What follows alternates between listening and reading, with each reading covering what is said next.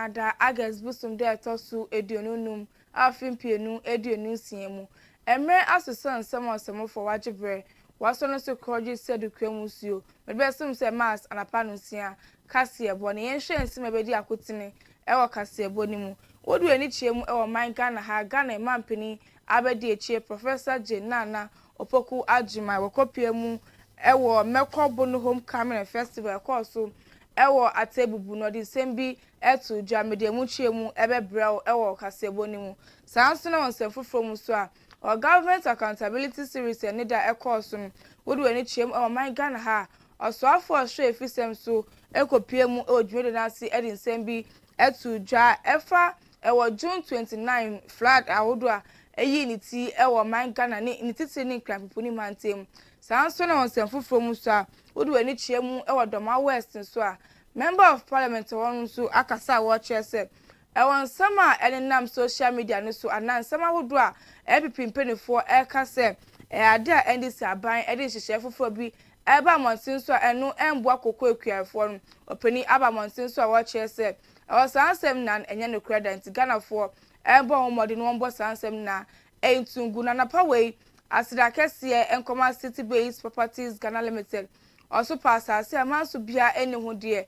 pramaka chibeje musas ni bi omochi akwan onugwa baria woni scan guest house no ene ebo nhwani anasa betuma frɛ 055 1996843 055 1996843 city base and now we add value to your home so and a first choice media college so eso masin enana power eba newscasting show hosting MSA operation cosmetology editing blogging the family da ho de bra ebe suye bi efri omonche omochi akwan onugwa barrier woni junction 1 enebe anasa betumi afra na meso 055 405 4939 055 405 4939 ebusiafo edin no Abena Sikapa me home so me ba me de mu chiemu ebebro.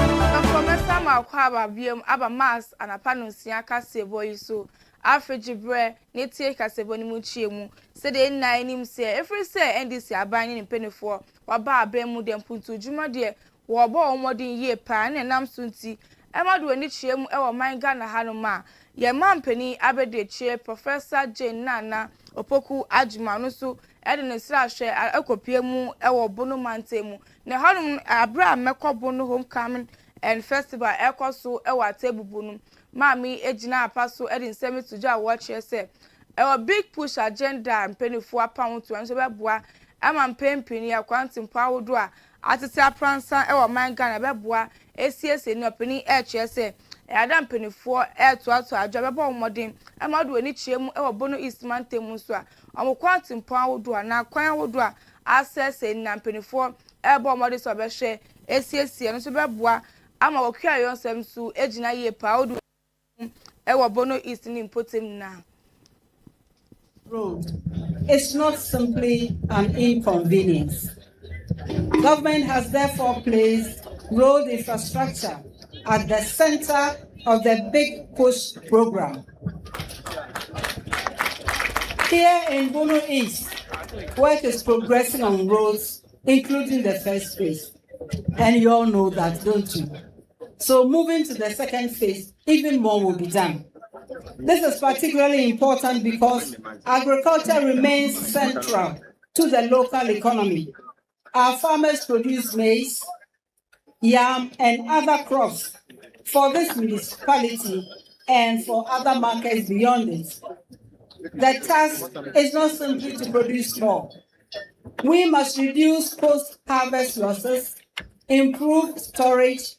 and market access, support processing, and ensure that farming provides better and more reliable incomes for our farmers. That is reflected in the Feed Ghana program, which emphasizes food production, storage, processing, and stronger agricultural value chain. The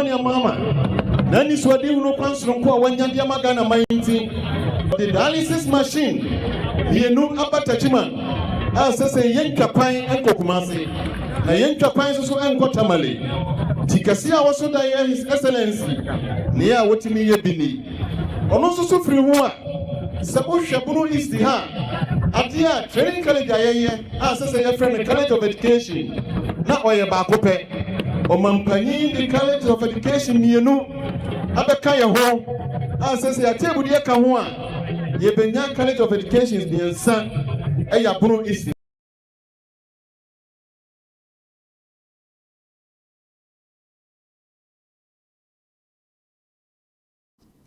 Ebusia force ya tonsem so edi ama odia ye na ewo June 29th of June 2026 arosema etu Ghana ni sensu kese eto ye nam so emadu ani chiemu ewon krampufu mu mantema flooding ni tiye pane nam so ene wodu ani chiemu ewo man Ghana hanuma oso afo osho efisem so ono so na member of parliament edi ma addition wo asawase abaton peso aso enyamfo mutaka Mubarak Mohammed Openi ewe ni da August busum de etoso eduonu 9 wafimpienu eduonu siemu no government accountability series e course ewo Jubilee House Openi edin sembi abetuja watch ese ewo sara o semetu Ghana akwala wanya busum 9 meche 4 months baby ebeto odwa se enam sa disaster yisu akwala ayela ye hu no Openi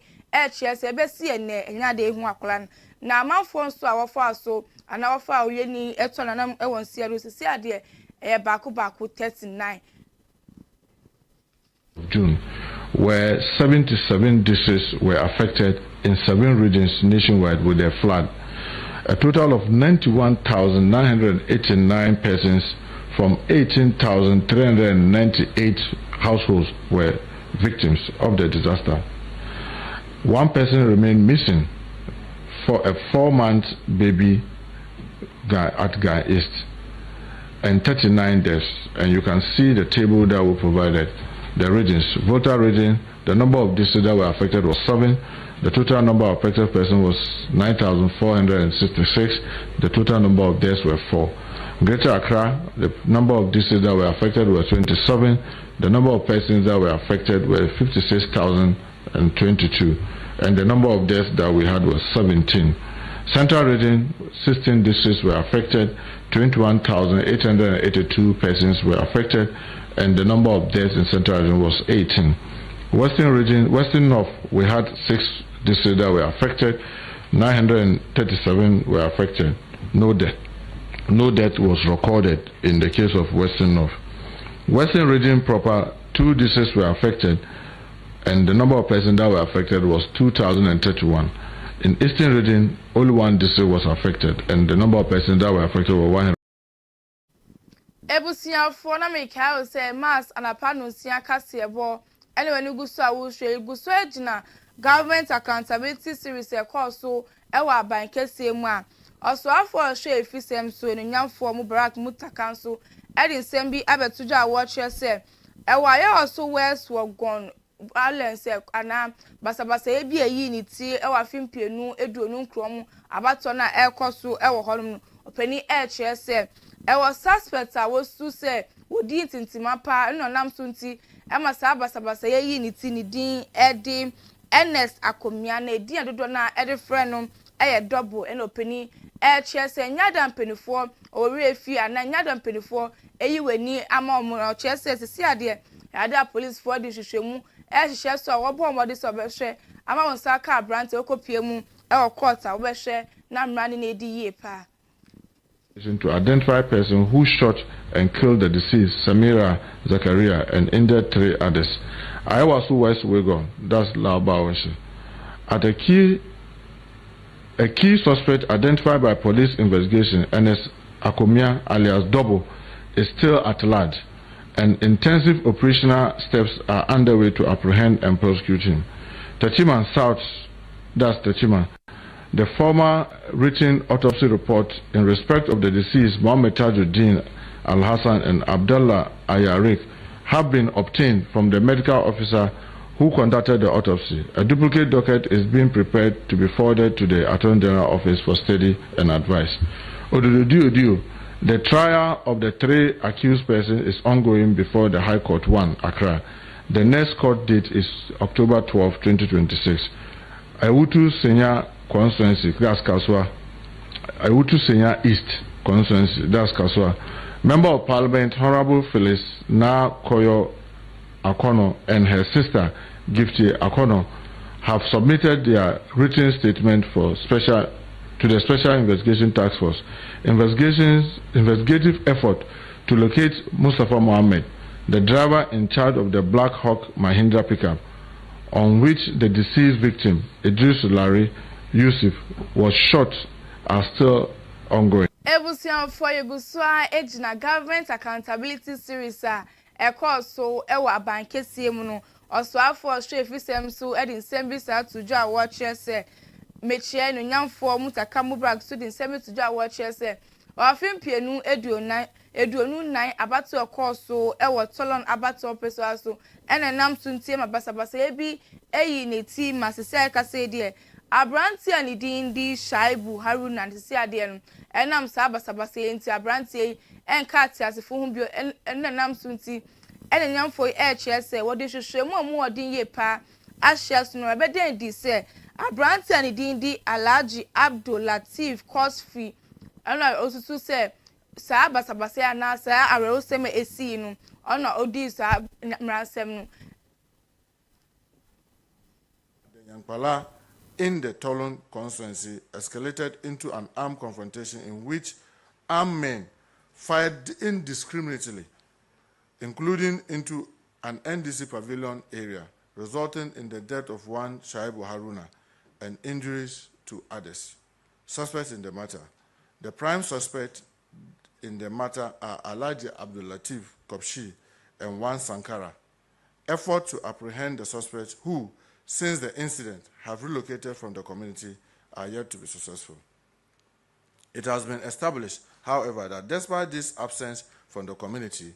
forms were picked for suspect Alhaji Abdul Latif Kopshi to contest as unopposed in the just recently MPP internal election at the constituency, and he was retained as youth organizer unopposed. Three suspected pistols and one CZ rifle were retrieved during the investigation. Upon examination at the Police Forensic Science Laboratory, one pistol was found to have fired 3 spent shells retrieved from the crime scene. Efforts are continuing to monitor and arrest the suspects.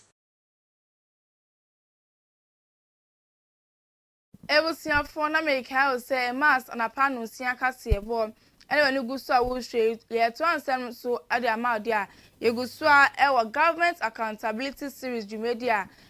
so ewo Jubilee House no so afo a ohwe efisem so enunyamfo Muntaka Mubarak odinsem bi atoja wo chesi ade ayese immigration no mu bu adwumaden ye panan so o kiremu a ewo afimpienu eduonu nam a ayade ankofo baako best 2,281 na why migrant beggars yado mo bo mo di eyi sankofo na efri Ghana sanso ana ankofo 774 no so omo mafa kwan bo no so eri oman Ghana hanum so no mo bo mo di epame sankofo na wo chese enso beboa ama mpempi no krono sama hodo time manum so ewo Ghana so na eto betwa ama Ghana so ya mbambom sem so ejina yie pa. Ghana occupies a very unique position in the sub-region. We are analysis of peace and stability in the sub-region that has, in recent years, faced significant security and economic challenges. This explains the urge of people from countries experiencing difficulties within the sub-region and beyond to look to Ghana for refuge. But we also have a duty to protect our borders, maintain public order, and safeguard our national security and economic interests. By the end of 2025, the Ghana Immigration Service has removed 2,281 migrant beggars on our streets and 774 other illegal immigrants involved in transnational organized crime that had been removed from Ghana. By July this year, the Ghana Immigration Service has also removed 960 migrant beggars from the streets of Kumasi and Accra and 186 other illegal immigrants from our country. We are pursuing this removal fully conscious of Ghana's obligation under the ECOWAS Protocol on free movement of persons, as well as the diplomatic relations and long-standing ties we and other countries have. Our objective is to reduce irregular migration and unlawful activities associated with it to the barest minimum, while ensuring that enforcement actions are lawful, undertaken by the appropriate authorities, and carried out in a manner that is respectful of human dignity. Let me be clear that the challenges before us is not of lack of political will, security intelligence, or leadership. It is principally a question of scale. And I can assure the public that there is a high-level consensus with earmarked logistical support to increase the scale of the removals and strengthen our borders. Evidence of that will soon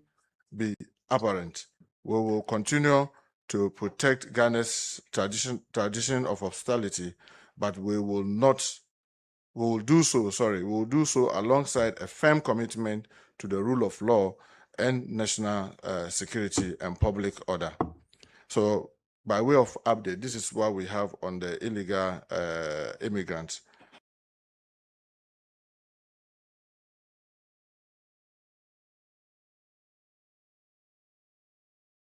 Now for Sameto akasebo no so eda ma odi a wodi weni chie mu e wo man Ghana hanom so a oha ba ko so eda mpenifo ebo no modern so abehwe ekuetia eye ndubone ahodo a ate atese esanse ese youth do na da chini senti ewo ene da August busum de etosu eduonu nan e wa fimpienu eduonu siemu no government accountability series media course so e wa bankesem osoafo a ohwe efisem so no so na member of parliament Edma de show asawase abaton pesuaso enonyamfo mutaka Mubarak Mohammed so edi nsem bi etuja watch yes sisi ade ese Ghana for do mu bo modern ye pass e ba no sai kutia no watch yes won saka 8,500 kg of narcotics mechendu boni bi sanso ena 45.4 million tramadol tablets bi no peni HS enu echi nsu no musa kankofu 270 a wasu se wondu boni dwadi a wodo ekoso e wo man Ghana hanu wo humbo mu yie pa. Major challenge that confront us continue to be the illicit drug fight, and in a very special way I must thank the Director General of Narcotics Control Commission and his team for the bold and decisive way of fighting this menace. Together, I mean, they do it in collaboration with the police and all the other security agencies. 217 arrests were made and 165 prosecutions initiated over the period. Over 8,500 kilograms of narcotics drug were seized, and also about 45.4 million tramadol tablets. You know, one of the biggest challenges that we now have is the youth using the synthetic drugs, and narcotics control has intensified its effort. And imagine, in less than 2 years, over 45 million tablets of tramadol was seized, was intercepted. 73 tainted assets were recovered. When we talk about tainted assets, people, you know, our campaign is not just to the users, but those who are bringing it. And then we'll go down using intelligence-led to make sure that when we get them, we seize their assets or we taint the asset, freezing it while the prosecution is going on. And imagine in just about 20 months, we had about 73 tinted assets has been recovered, with about 19 kilogram of gold seized in suspected drug money laundering cases. Cash that have been associated with these persons involved in these drugs, about 6.9 million, and then about 440,000 US dollars are cash that have been restrained.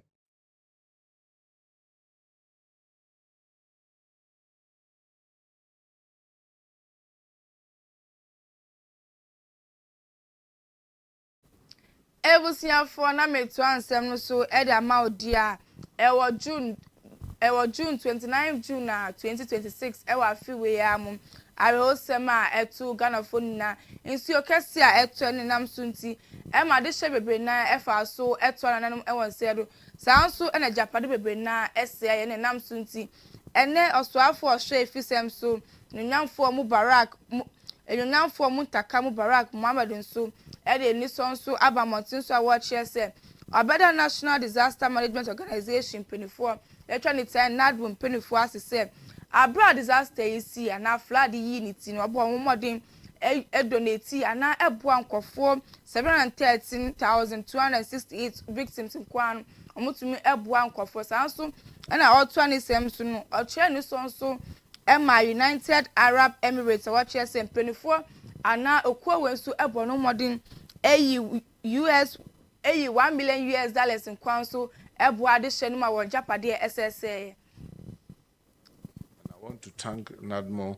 the police, the security service, fire service, and all those who came to our aid and helped make the weight lighter for the victims and those who were affected.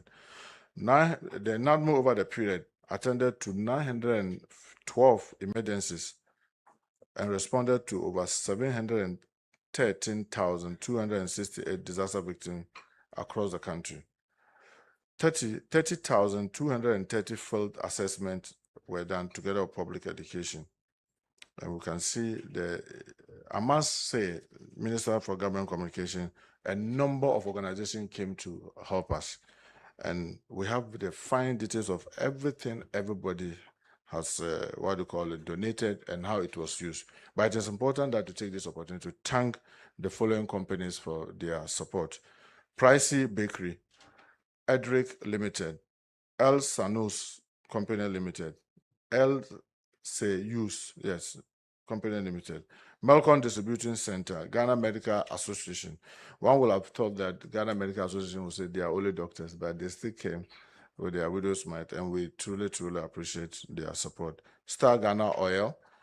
Consolidated Bank of Ghana, ADRA Ghana, Mr. Anthony Kuzo Zanu, an individual, was very helpful. Contract Cleaners Association, they were also there to help. Ghana Chamber of Mines, Renata Health World, El Hamima Enterprise Limited, United Arab Emirates. And we want to take this opportunity to thank the United Arab Emirates in a very special way. They came in with $1 million and bought the items in Ghana. They didn't just ship in items from their country, but they came and bought items. They bought the gari from Ghana, they bought the water from Ghana, they bought the rice and oil, all those, and they bought them in-house. And we want to thank them sincerely for the work that they did. World Health Organization gave us a number of drugs, and we had to hand them over to Ghana Health Service to administer because NADMO was not in a position to be able to determine some of the health issues. So we handed it over to Ghana Health Service. The Church of Latter-day Saints, I must thank this church because if you look at the items that they presented, roughly, I would say what we've received was really, really substantial from the Church of Latter-day Saints, and we are grateful. UNICEF Ghana Limited, the Qatari Foundation, the Qatari Charity, they were one of the first to come to our aid. In fact, in the initial stage, we were overwhelmed because, before we went to Parliament to get the money released and all that, we were really overwhelmed with immediate needs, and Qatar Charity stepped in at the time that we needed it most. Provost Ghana Limited. So these are the companies that really supported us.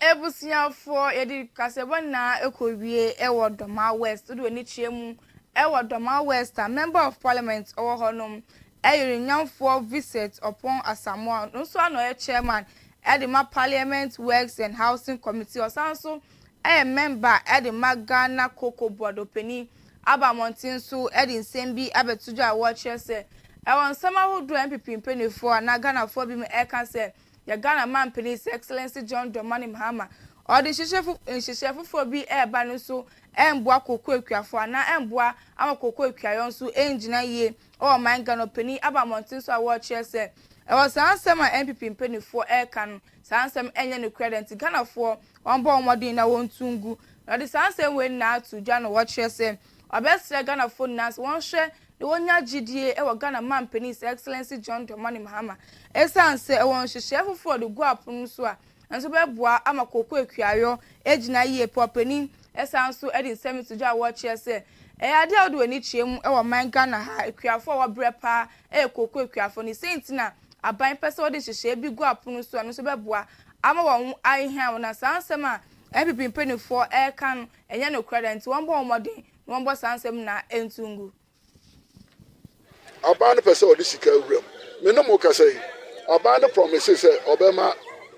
free fertilizer your friend Doma Cocoa district in Guana almost receive close to 50,000 bags of fertilizer which to me no the amount so might receive about 80% of that cocoa cocoa district no Doma is Brikum, Jamai North and Jamai South Nina no catch 30% na aban no eji di atu ho no e ka 30% no it is obia ka cho se bia cocoa industry na aban no e ba bese no a na cocoa no na e ba aban no bro in spite of say gold na ban nyina woni aban the cities e na to cocoa oto a onya dollars echi no sika no ma cocoa board omoto wa na sika no ko Bank of Ghana wana you keep your dollars no na Bank of Ghana na ma cities near about to cocoa no when you say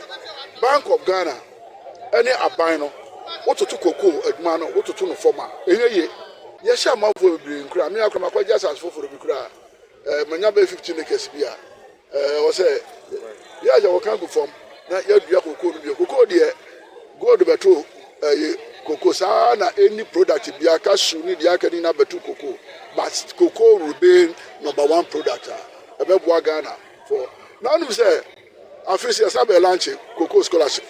said enough first na cocoa ball scholarship no one and no near the secondary school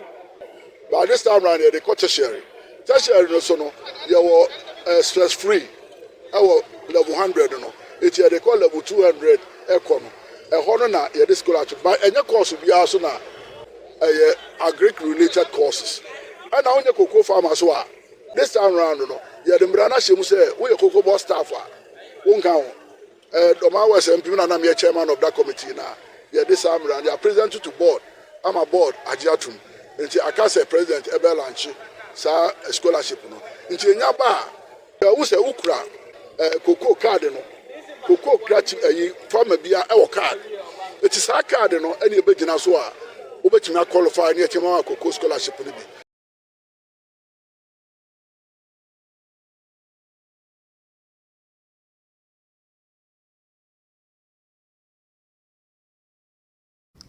Ebusiafo na ha na mede mass anapano sia kasebo na ebesi na ansa na no menhwe nsem a ebedi akotin ewa kasebo no mu wodu ani chiemu ewa man Ghana hanuma Ghana mampani abedi echie Professor Excellency Professor Jane na anapoku ajumai ekopie mu ewa mekobono homecoming and festival ekoso ewa tebubu ewa bono East Mountain na mami edin semi suja watch say or quantum point hold atiti apronsan na yade a eda aban akoma so so bebo no modin ACAC ama akuayon so afa no tuma pa efra ewo wompotem ho sanso ena wonsem foforo mu so a or June busum de etoso eduonu nkron o afempienu eduonu nsia no nsi okese a eto ene nam so nti ema de hye bebre na no wofa so eto na ewo nselo sanso na japade bebre na SSN ene de odu ani chiem ewo man Ghana ha also afọ hwe efisem so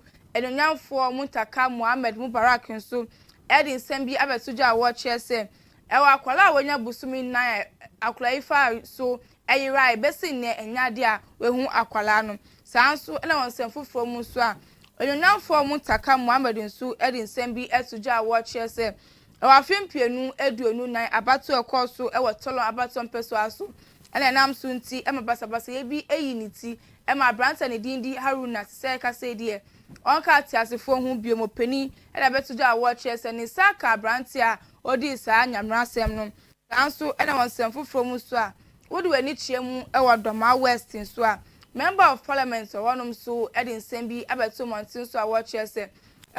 wakase Ghana man His Excellency John Dramani Mahama nhihye gu apono amakoko ekuafo nyade ebeboa mu osansem na Ghana for anan pipi for ekanom eye no krada nti Ghana for won bo omode no won bo sansem na entungu nsem wei ene nsem odo bebre na meji bra me be som se mass ana panu sia asebo na na aside mu odupa Enkoma City Based Properties Ghana Limited omoto ansase amanso bia enihu adoye promo egusu a ekoso we opportunity aba we all time nti use opportunity we betu we now so we landlord nso we landlady ni bi ewo Ghana ha mu do nti atete ye prices ne so ye chi akwan ewo nungua barrier eni scan guest house no ene bo nhwe ni mi office back nso ewa afenya to boot ebi up informations and directions we be e for yen sase pan ho dia betumi afra na meswe 055 1996843 055 city base and wajim so say we add value to your home sanso and an upper way soon first choice media college adaroma about the newscasting show hosting MSA operation cosmetology editing blogging camera handling then a media on kwande bra the best be a free and chain ichi akwan e onungwa barrier any junction mon and a ben and answer bet me afra na meswe 055 405 4939 055 405 4939 first choice and or see empowering minds unlocking potentials ebusia for na ha and I made mass and a panusia kasebo and nebnada August busum de tosu edonunum afimpienu eduenu sian ha and I made besi makram edino Abena